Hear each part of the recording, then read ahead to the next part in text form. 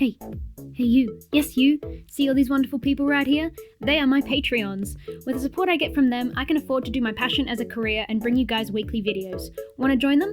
For just $1 a month, you can get videos 24 hours before anyone else, and for even higher tiers, you can get Polaroids, letters, and mystery boxes from me to you, and even Fursuit parts, not to mention my eternal thanks.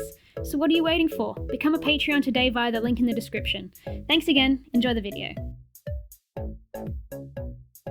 Hey everybody, welcome to a new series called The Final Cut, and this series is going to be me covering your questions about my most recent tutorial video. This week it was the making of a canine foam fursuit base.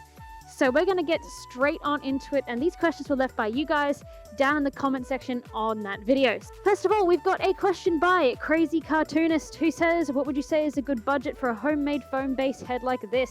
I mean, including the bucket head base. Also, do you have any printable sheets with the relative dimensions for making a suit that I can use? So personally, since I buy my foam locally, my budget for just a head like that is usually around about $50. Saying that I already have all the tools I need. So I've already got the electric knife, I've already got the glue gun, I've already got the scissors. But in terms of just materials, about $50 usually is about how much I'd spend personally on that head base. Do you have the paper printable sheets? Yes, they are for sale on my website, and they are to scale. They are printed on A4 paper. It's the exact scale that I use. It was scanned in on my printer. Okay, next question is from Alter Boy, who says, when you're carving the small details like the ears and nose, what is the best way to do it? Lots of tiny snips. So when you're working, you want to make sure that you're essentially just taking off all of the little ridges that you can see. Tiny snips with very sharp scissors. The sharper you can get, the smoother I find your base can be. Sweet Sage Animations asks, when you're making the ears, how big should they be? I know the fake fur makes it bigger, but still. Also, when carving the mouth hole to breathe from, is it difficult to carve because of the hot glue? Is there any way around that? The ear size is 100% up to you. It's your style, it's your suit. You can make them. I've made ears big and so big that I don't fit through doorways when I'm wearing the suit. So it's up to you, and it's up to the character that you're making. In terms of carving the mouth hole, yeah, it can get a bit challenging with the hot glue, and that's when I suggest using scissors that cut through thicker things. You want to make sure you can get the force behind it, and sharp also help. Frosty Frostbite asks, hi Sky, I'm new at first making. I was wondering what scissors work best for carving foam. I've struggled to find the right ones. Any advice? I honestly recommend sewing scissors, and a lot of people will go, how dare you? But a pair of sewing scissors, maybe the mid-range, that you can basically destroy. You don't want to be using the same pair of scissors for cutting fabric as you do cutting foam, because they tend to be really sharp and hold up over time a lot better than normal scissors. Random Catfur asks how to make a feline head. What kind of shapes and sizes do you need? So pretty much with feline heads, the only thing I change in this entire pattern for any species is the muzzle shape, the bottom jaw length, and the ear shape.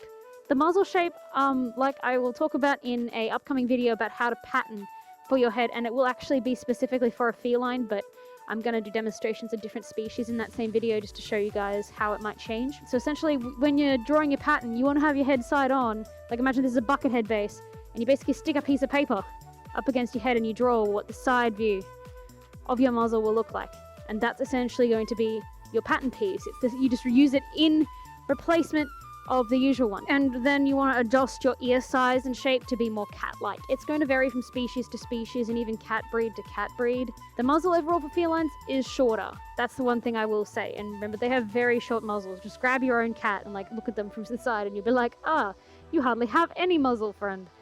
Next is LPS Angel Productions, who asks, will you make a kimono base tutorial? I love those suits. Unfortunately, I will not be. Because my kimono bases are foam cast, so it's a 2-part resin mix. Actually, wait, I think I have, so it's this stuff. This is what I'm used to make it. It's a liquid.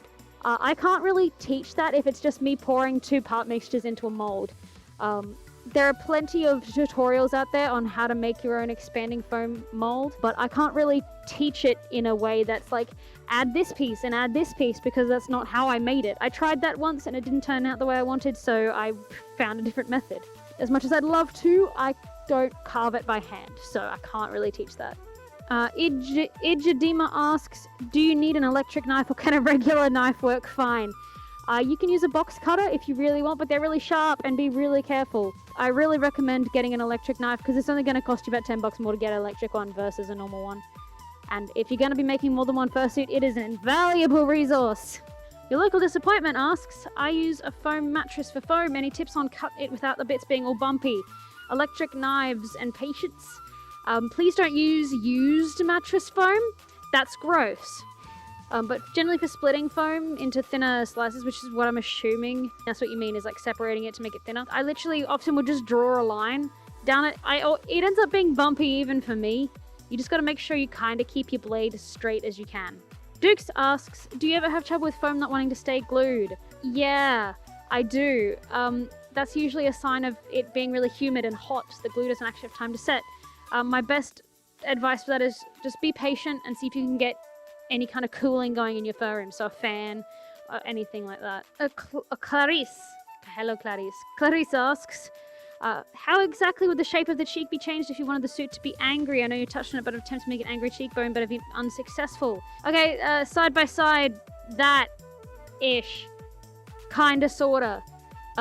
It's the angle of the actual triangle that's going to make it, but you need to do a lot more work than just that to make a suit have an angry expression. You need to add eyebrows, you need to add snarling, you need to add possibly higher lips.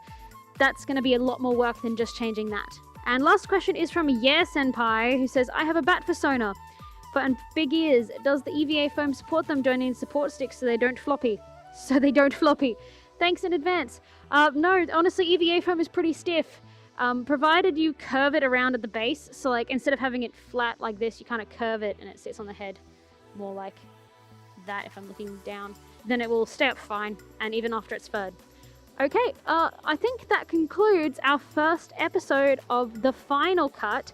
Thank you guys so much for all the love on the first tutorial video, and the next one will be out in a couple of days. Can't wait to show it to you guys, where we will be covering how to do custom tailored lining, how to appropriately pattern our fursuit head, and how to install eyes, how to do eyes like Sky's. Different eyes, look a little bit different. But I will see you guys then. Goodbye now.